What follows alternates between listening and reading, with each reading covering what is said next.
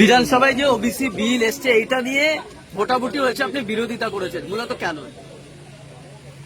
একটা অ্যামেন্ডমেন্ট নিয়ে এসেছে ওবিসির ওপরে, যেখানে রাজ্য সরকার সম্পূর্ণরূপে রাজনৈতিক স্বার্থ চরিতার্থের জন্য একটা নির্দিষ্ট কমিউনিটির মানুষকে দিকে দেওয়ার চেষ্টা করছে, তাদেরকে ডিভিশন দেওয়ার চেষ্টা করছে। এই বিলের বিরোধিতা করেছি। সংসদীয় রীতি অনুযায়ী ভোটাভুটি একটা অপশন থাকে। আমি ওখানে ডিভিশন চেয়েছি ভোটাভুটি। সেই ভোটাভুটিতে আমরা দেখলাম অদ্ভুতভাবে তৃণমূলের একটা অংশ ভোটাভুটিতে অংশগ্রহণ না করে তারা ওয়াক আউট করলেন। আমরা এই বিলের বিরুদ্ধে ভোট দিয়েছি। এই বিলকে প্রত্যাহার করা, এই অ্যামেন্ডমেন্টকে প্রত্যাহারের কথা বলছি। আপনি কি চাইছেন? আমাদের অবস্থাটা clear. West Bengal commission for backward class যে আইন 1993 আছে, সেই আইনকে মান্যতা দিয়ে সার্ভে করে সায়েন্টিফিক ওয়েতে যার ধর্ম বর্ণ ঊর্ধ্বে গিয়ে, সে হিন্দু ওবিসি হতে পারে, মুসলিম ওবিসি হতে পারে, খ্রিস্টান ওবিসি হতে পারে, যে কেউ হতে পারে, তাদেরকে ইনক্লুড করা হোক। তা না করে তড়িঘড়ি অলরেডি যেটা সুপ্রিম কোর্টে মামলা চলছে, এখনো শেষ হয়নি, এখানে অ্যামেন্ডমেন্ট নিয়েছে তাদেরকে বার করে দেওয়ার একটা জায়গায় চক্রান্ত করে আমরা দেখছি। শুধু তাই নয়, এখানে অ্যাডমিনিস্ট্রেটিভ পাওয়ারটাকে বেশি করে দেওয়া হচ্ছে। বেশ কিছু বিষয়ে অমিট করা হয়েছে সেকশনকে, শিডিউল 1 and 3 কে অমিট করে দেওয়া হচ্ছে। এই 1 and 3 কে অমিট করে দিলে যে এই শিডিউলের মধ্যে কারা আছে, কারা জাতিগোষ্ঠী আছে, সেইগুলোকে তার চিহ্নিত করা হতোই, এই শিডিউলের আন্ডারে ছিল। সেগুলোকে করে দেওয়া মানে এটাই যে আগামী দিনে আইনি চ্যালেঞ্জ করতে গেলে সেই জায়গাটাও দুর্বল করা হচ্ছে। এই সমগ্র বিষয়টা নিয়ে দীর্ঘ আলোচনার বিষয়, আমরা অপোজ করেছি। শুধু তাই নয়, আমি আমাদের অল ইন্ডিয়া সেকুলার ফ্রন্ট পার্টির পক্ষ থেকে আমরা ডিভিশন চেয়েছি। সেই ডিভিশনে মোট 17টা ভোট মানে এই বিলের বিপক্ষে পড়েছে। তার মধ্যে মমতাপন্থী যে তৃণমূল এখন আছে তাদের কিছু ভোট পড়েছে, আমার সাথে ভোট দিয়েছে। আমার পাশে ছিলেন দমকলের বিধায়ক মোস্তাফিজুর রানাদা সিপিআইএম এর, কংগ্রেসের 2 জন বিধায়ক, তিনি আমাদের এই বিলের বিপক্ষে ভোট দিয়েছেন, জুলফিকার দা আর মোতাব শেখ সাহেব।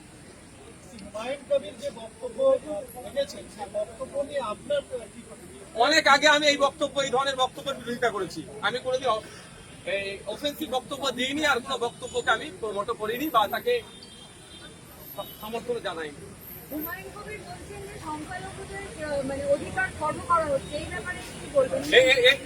এটা দ্বিমত হওয়ার কোনো জায়গায় না, কিন্তু সংখ্যালঘুদের অধিকার খর্ব করা হচ্ছে মানে রাগ হচ্ছে। রাগের জ্বালা মিটাবার জন্য 4টে গরম গরম কথা বললে অধিকার ফিরে আসবে না। সায়েন্টিফিক হয়ে যেতে হবে, নির্দিষ্ট পরিকল্পনা করে এগোতে হবে। কোন জায়গা থেকে অধিকার কাটছে সেই অধিকারটা না কাটতে পারে, তার জন্য অ্যান্টিডট কি আছে। 4টে গরম কথা বললে অধিকার ফিরে চলে আসবে না। হুমায়ুন কবির বলছেন যে আমি মুসলমানদের সাথে নিয়ে রাস্তায় নেমে সেটা ভেঙে দেবো, এই শব্দটাকে, এই বাক্যটাকে আপনি কি সমর্থন করছেন? সমর্থন করতে পারি না। 1 নম্বর কথা। 2 নম্বর কথা, মুসলমানদের কেন ঢুকাচ্ছেন?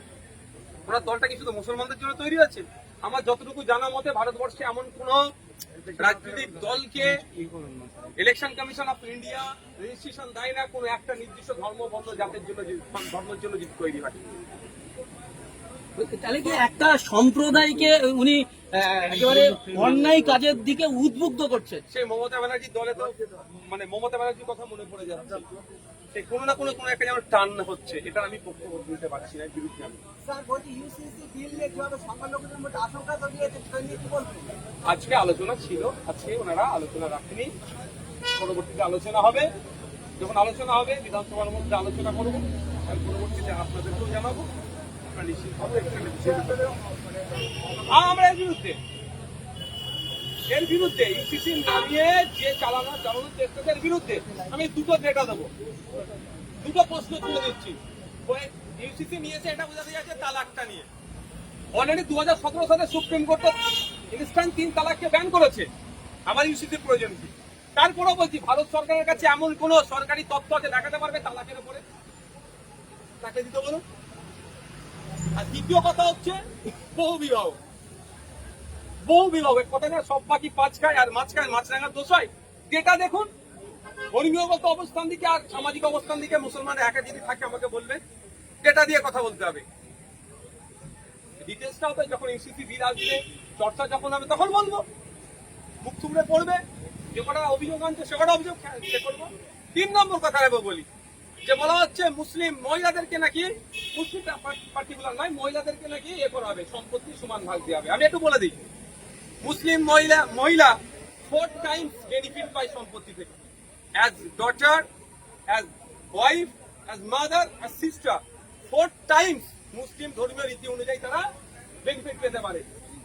আবার তার বরঞ্চ যদি মুসলিম মহিলাদেরকে এরা স্বাবলম্বী করতে চায়, তাহলে প্রশ্ন আমি করছি, এবারের অর্থবর্ষে ক্লাস হাই মাদ্রাসা ক্লাস 9 থেকে 12 এর যে মুসলিম পরিবারের গরিব মহিলারা ইন্টেন্সিভ হিসাবে যে টাকাটা পেত, সেই ফান্ড কেন জিরো করলো? এটা তো সরকারকে উত্তর দিতে হবে। সুতরাং আলোচনা আছে, আলোচনা হাউজের মধ্যে হবে, যখন ভিড়টা আসবে আপনারা লাইভ দেখতে পাবেন, পরবর্তী প্রশ্ন থাকলে করবেন।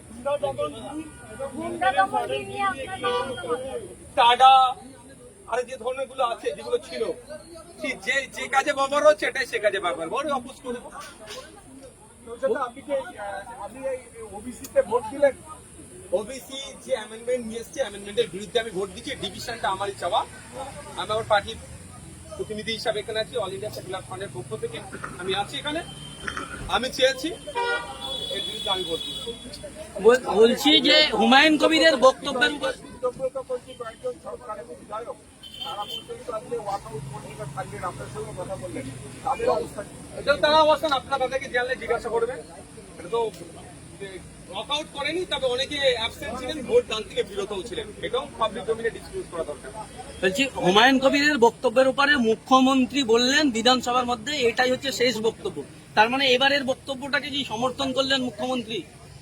দেখুন, এটা ওইরকম ভাবে তিনি বলেন, যতটুকু আমি শুনেছি বলছি, তিনি প্রতিবাদ জানিয়েছেন। প্রতিবাদকে আমি স্বাগত তখনই জানাবো যখন এটা সবার ক্ষেত্রে প্রযোজ্য হবে।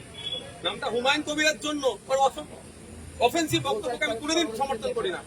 হুমায়ুন কবির বলে তার জন্য এটা বিবৃতি, আর এখানে যদি হরে কৃষ্ণ বলে তার জন্য চুপ থাকলে, তাহলে মুখ্যমন্ত্রীর বক্তব্যকে সমর্থন করবো না। হরে কৃষ্ণর জন্য যেমন তিনি কঠোর ব্যবস্থা নেবেন, হুমায়ুনের জন্য যদি কঠোর ব্যবস্থা নেই, তাহলে আমি বক্তব্যকে সমর্থন জানাবো। Thank you.